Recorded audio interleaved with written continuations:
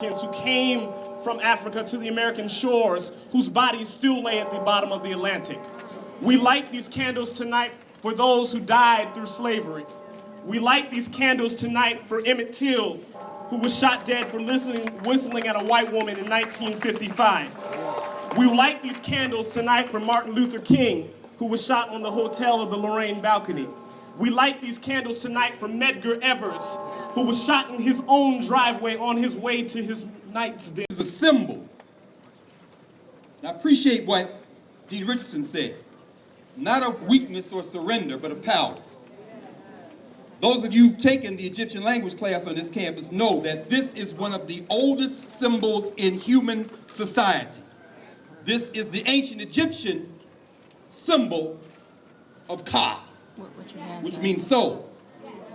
So when you raise your hands like this, and you lift your palms to the sky, you have done what the Egyptians would say is bear witness to that which sustains all life. The word they used to say the unseen one, the hidden one, the source of all life, power, and health, was the word Amun. It is the source of the word amen. So when Richard Smallwood says total praise, I lift my hands to you. It's not a term of surrender. This is the ultimate symbol of power.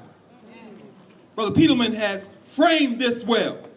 And all of these young people who have spoken here have framed this perfectly. This is your lap to run. From these steps, exactly right, brother.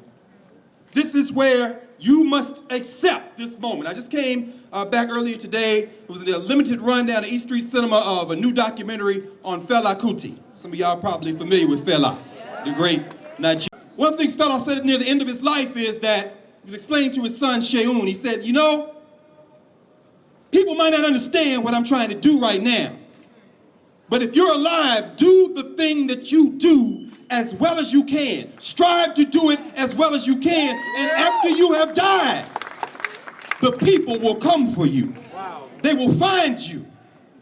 Your ancestors did the best they could.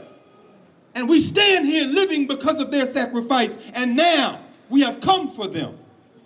Because of what you will do now, this world will come for you. Understand that one of your fellow at one time classmates, now a double alumna, Maya White. Some of y'all have talked to Maya, talked to her family, talked to her friends. So you know that she survived being shot. She's recuperating now.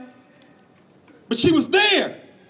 This Missourian, this African from Missouri, bearing witness. Just like brother from the city council was arrested from the 21st district in St. Louis. The young sister who is a state senator in Missouri, who has been bearing witness every night to Ferguson, Maya was bearing witness, and that's what you all do. I'm gonna make this very brief. I just want you to understand yourselves in time and space for a moment, and understand that those of us who stood where you stand, and for me, it's almost 30 years ago, standing as an undergraduate student, and I know that because of the anti-apartheid movement, and the Jesse Jackson for President movement, and all the struggles we engaged in the mid-'80s, I know that when I was 19, when I was 20 and 21, that moment shaped everything else that has happened to me since. It sent me to law school. It sent me to graduate school, and eventually it brought me to this space. But won't change the course of your life. Yeah. Understand that moments like this, and I agree, we get tired of these moments. We get tired of being here in these moments, but understand that when these moments occur, you have stood your ground and bore witness. We were here almost exactly a year ago today to go downtown for the 50th anniversary of what we know now is the March on Washington. You stood in this space. I watched you all stand in this space to stand for affirmative action 10 years ago and brought universities from all over the country to have a teach-in over in Burr Gym. I watched you in this space a few years later when in Jenna, Louisiana, people came at our children and you stood for them, and the world again convened in this space with the parents of the so-called Gina 6. I watched you over the last 2 years when Sabrina Fulton came to this campus. and said, you have stood with me and my husband. You have stood with me and my family. You have stood with me and my son. And I'm watching you now. But understand that when you commemorate, because it's 1964, the anniversary of the Civil Rights Act of 1964, the Attorney General of this country, who didn't wait to be told by his brother Barack Obama to intervene, but who stepped forward and said, we're going to take over this investigation. That brother stood in that auditorium not a month ago and said it is because of Howard that I'm able to occupy the space that I occupy. Now, what does that mean? What does that mean? Next year, the Voting Rights Act, 1965, each one of those moments was accentuated by state violence. 1963, the March on Washington. In August, September, 6 black children lost their lives in Birmingham, Alabama. 4 little girls we always talk about, and 2 young brothers who also killed that day. 1964, this year, the Civil Rights Act of 1964, that was also Freedom Summer. Many people lost their lives. The 3 most prominent we're aware of, James Chaney from Mississippi, Andrew Goodman, and Michael Schwerner, murdered. 1965, the Voting Rights Act, Bloody Selma, when state violence turned on people at the Edmund Pettus Bridge in Selma, Alabama. And understand that in the wake of state violence, we have a responsibility, because 3 years later, Martin King, as Kevin said, Martin King lost his life. And cities around this country, including this one, went up in flames. And if it weren't for brothers like Ralph P.D. Green in this city, those of you seen the film Talk to Me, know that brother, you native DC folks, y'all know who P.D. Green is. P.D. Green stopped black people from destroying everything by saying, please y'all, we have to move forward. I'm gonna wind this to a close, and I wanna make a point about that. We are faced with 3 major sets of circumstances. It's not just the murders, Troy Davis, Jordan Davis. Not just the murders of Trayvon Martin, Mike Brown. Jordan Davis's father was in Geneva earlier this week because the United Nations has a convention for the elimination of racial discrimination. The United States is not a signatory, of course. But he stood there talking to Geneva. He says, we've exhausted all domestic remedies. I'm going back international. But when he stood there, he said, I brought up the name of Mike Brown because his family and his people need to be represented here too. That's your role, Howard. Our people sent us here for you to play that role. Understand, it's not just the murder of those brothers, but that 24 people have been shot in this city over the last week. 7 last night, including one at the corner of Malcolm X and Martin Luther King in Southeast.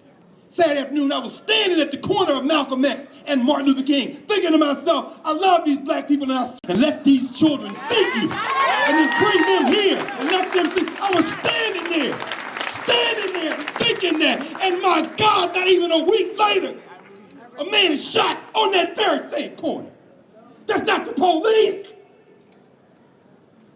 3 things. I'm done.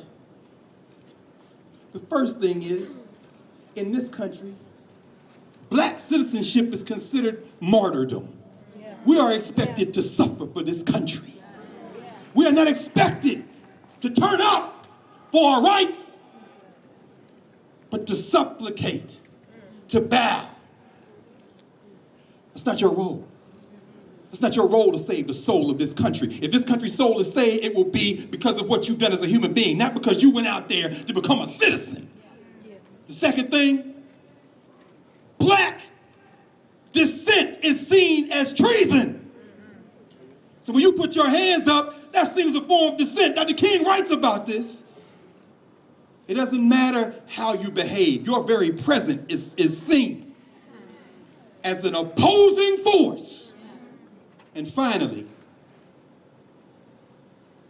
the whole idea that you exist is so foreign to the concept of American citizenship that what people don't understand is that no society can be built on a state structure that does not put the people first. Black movements in this country have always said the state is the people, whereas oppression in any state says that the state is state violence. So when you stand as people, the state has to regulate that. Brother Ron Johnson, who just took over, some of y'all saw that on the news on your way here. Ron Johnson, the head of the Highway Patrol in Missouri, is now in charge of law enforcement, which I think is the ironic term, law enforcement, the police, in Ferguson. He said, y'all can stay out here all night. We just need you off the sidewalk. Perhaps the thinkers at Howard and the other black colleges might get together and say, you know what? Maybe we'll turn Ferguson into a permanent teach-in and action staging ground from now on, since this black dude in charge of the police said we can stay out here for a while. But ultimately, that is your goal. Understand, there are several black colleges with law schools. Howard, Miles College, North Carolina Central University, Texas Southern, Southern University. We got enough lawyers and law students to supply Ben Crump and everybody else with the legal thinking to change this system. Those of you who are in graphic design, those of you who are in computer science, we need databases of every victim of violence that has been black for the last 300 years. Those of you in fine arts, we need a different kind of art now. We need different kind of music now. We need a different kind of... Those of you in the College of Engineering, you know, you talk about cameras and design. We need those kind of cameras that you can't even see you got them on. We don't even need the police to know they got a camera on. Just put on that fabric. Why? Just put on the uniform. Why? Because our people have designed a camera that you forgot you're wearing. You have to understand that your role is not necessarily to get in the street with your fist in the air. Your role is to take that fist that's in the air, use it in your mind, and do what people sent you here to do, which is to fight an intellectual for the race. Thank you, y'all.